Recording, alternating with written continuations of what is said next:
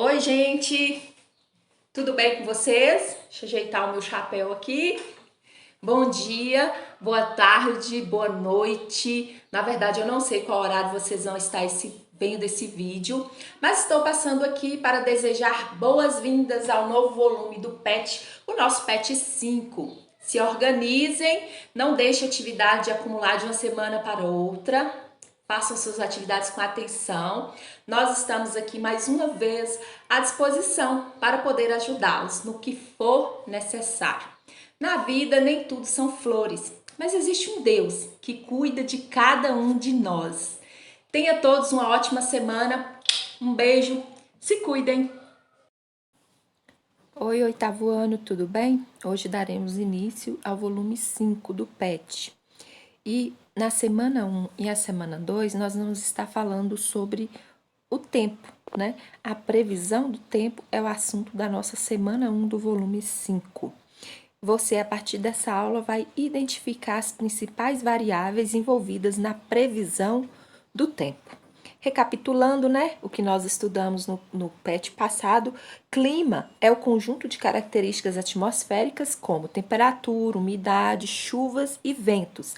Lembrando que o clima é um longo período de tempo, né? Então, por exemplo, quando a gente diz o clima de determinada região é seco, por quê? Por um longo período de tempo, normalmente em anos, predomina o tempo seco, né? E o que é tempo?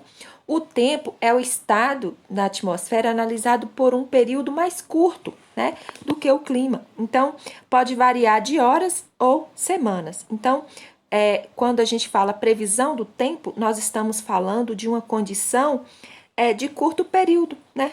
De algumas de horas ou de poucas semanas, né? Quando a gente vê nos jornais falando sobre a previsão do tempo, ou seja, não é previsão do clima, é previsão do tempo, porque é algo temporário, é algo curto. Abre o material de vocês. Aqui já é o início, né? Na página 3. E aqui nós vamos falar sobre os fatores aí envolvidos na previsão do tempo, certo?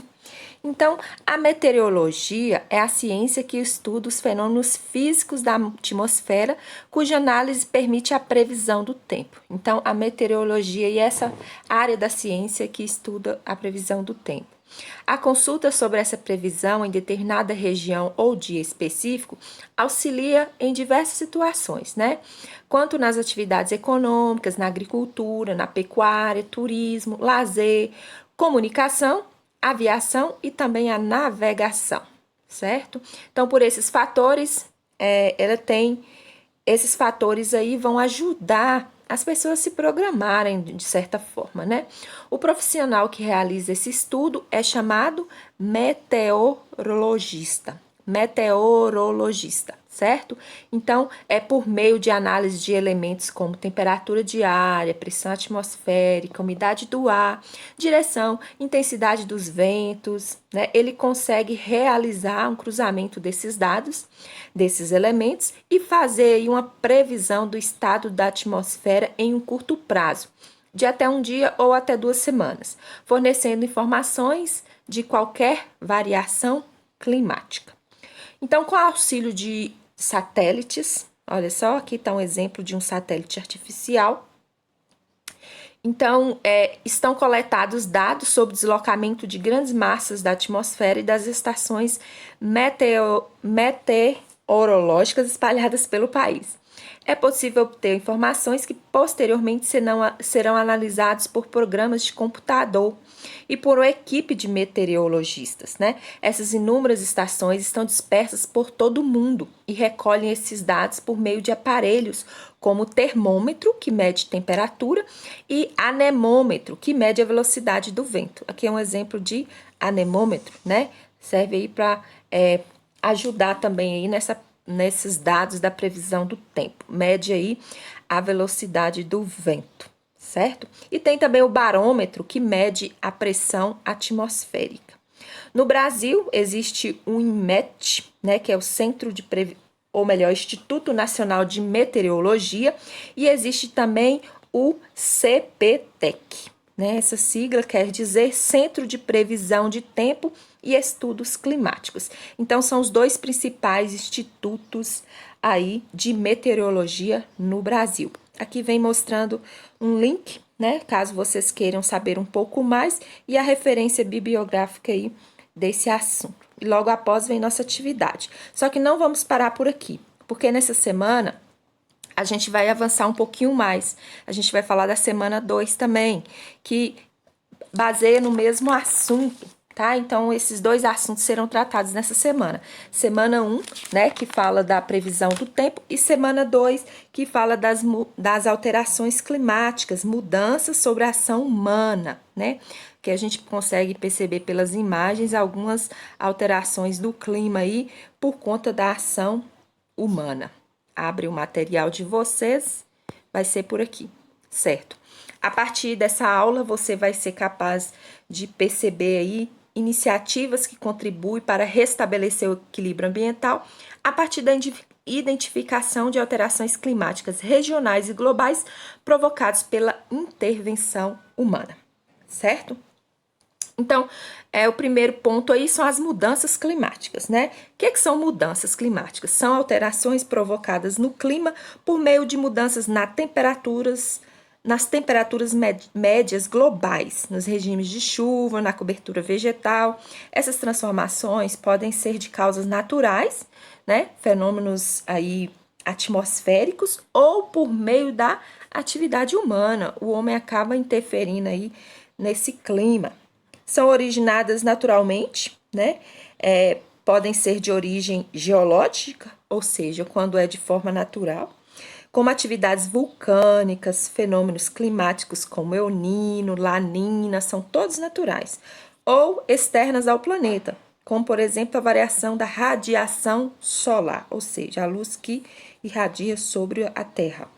Por causas também antrópicas, que aí nesse caso não falamos a ação geológica, né? E sim antrópicas, que é a ação humana.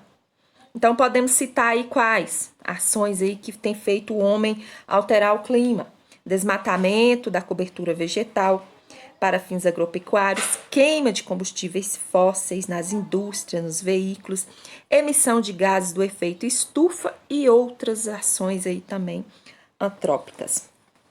E a gente sabe que essas alterações, elas não mudam, elas não ocorrem de um dia para o outro, né, de repente. Essas alterações, desde a formação do planeta, vêm ocorrendo, né? Mas a partir da Revolução Industrial, que ocorreu nos séculos XVIII e XIX, a situação tem se deteriorado, né? Pois a temperatura aumentou consideravelmente em um período muito curto, devido ao lançamento de gases do efeito estufa na atmosfera. Esses gases afetam e degradam a camada de ozônio, né? Então, devido aí o uso intensivo, né, das indústrias lançando gases tóxicos na atmosfera, tem provocado aí degradação da camada de ozônio, que é localizada na estratosfera, que é uma das camadas da atmosfera, tá? E essa camada, ela protege a Terra, né, da grande parte da radiação ultravioleta. A atmosfera é formada principalmente por gases como oxigênio, nitrogênio, vapor e gás carbônico.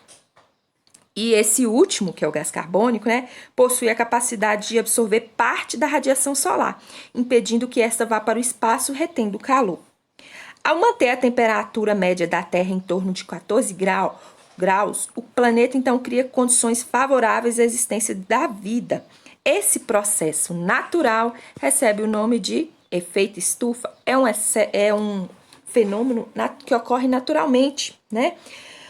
Só que tem uma situação aí, né? Devido os gases do efeito estufa estarem alterados, né? Ou seja, estarem sendo lançados de maneira absurda. Vamos passar para a próxima página. O problema é que as atividades industriais, o aumento de veículos que emitem poluentes responsáveis pela maior concentração de gases, como esses gases absorvem calor e o aprisionam na atmosfera terrestre, ocorre o quê? Descontrole da temperatura da Terra, que é associado ao aumento dos níveis de desmatamento, poluição, tem provocado o quê? O aquecimento global. Então, a Terra aí tem sofrido esse problema muitas vezes pela ação humana, né? Então, além do aumento das temperaturas, as principais mudanças no clima da Terra têm como consequências a intensificação dos eventos climáticos, né? A ocorrência de tempestades, de furacões, devido à elevação do nível de mares e oceanos, derretimento das calotas polares, alteração nos regimes de chuva, aumento dos períodos de seca, extinção de espécies de animais e vegetais, agravamento de problemas de saúde, cardíacos e respiratórios, além da facilitação da disseminação de doenças. É aquela primeira figura, né, que a gente observou aqui, ó, aquecimento global, seca, temporal, né, aquecimento, enchente, derretimento de geleiras, aumento do nível do mar, enchentes, né? Então, é em cadeia. A alteração aí de um fenômeno pode levar a outros problemas catastróficos, né? Aquecimento global, aqui mostra uma figurinha, né?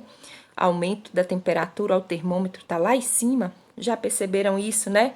Todos acho que já sentiram isso na pele, como que nós temos sofrido com o aquecimento global. Nós, no sentido global mesmo, nos noticiários a gente vê notícias, né, do aumento da temperatura, tem provocado problemas aí de proporções muito grandes. No Brasil, né, nós podemos citar como as alterações ambientais, os longos períodos de seca nas regiões sudeste e centro-oeste, a disponibilidade de chuvas, né? Aí em outros locais, chuvas devastadoras causam enchentes na região sul e sudeste, né?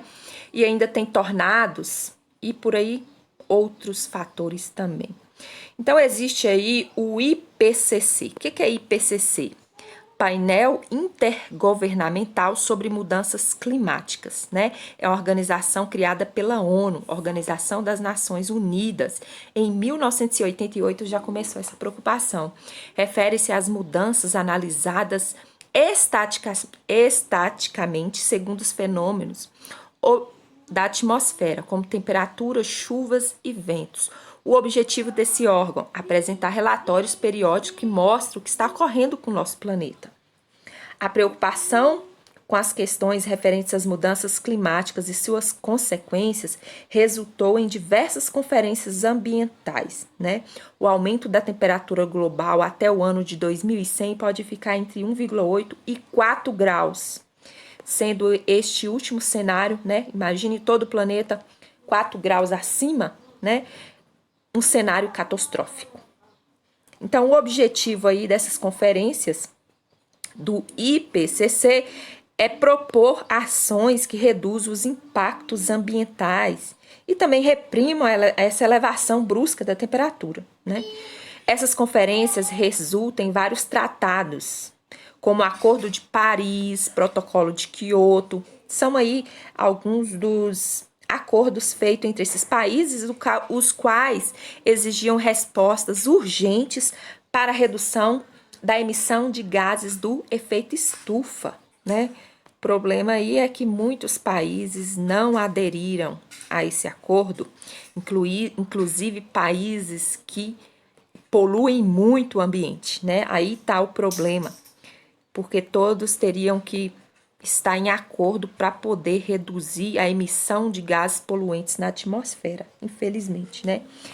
Não entrou no consenso aí, o resultado está vindo.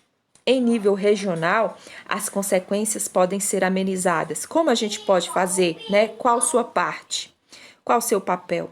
Preservação do ambiente, né? Preservação da vegetação, dos recursos hídricos.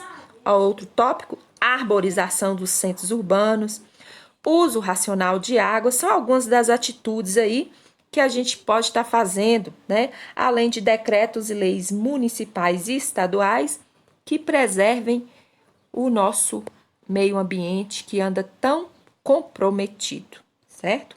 Para quem quiser saber mais, tem um videozinho aqui, ó, impacto ambiental, caso vocês queiram saber a respeito um pouco, fenômenos ambientais e impactos ambientais, e logo após vem a nossa atividade, certo? Então, semana 1, semana 2, façam e qualquer dúvida estou à disposição.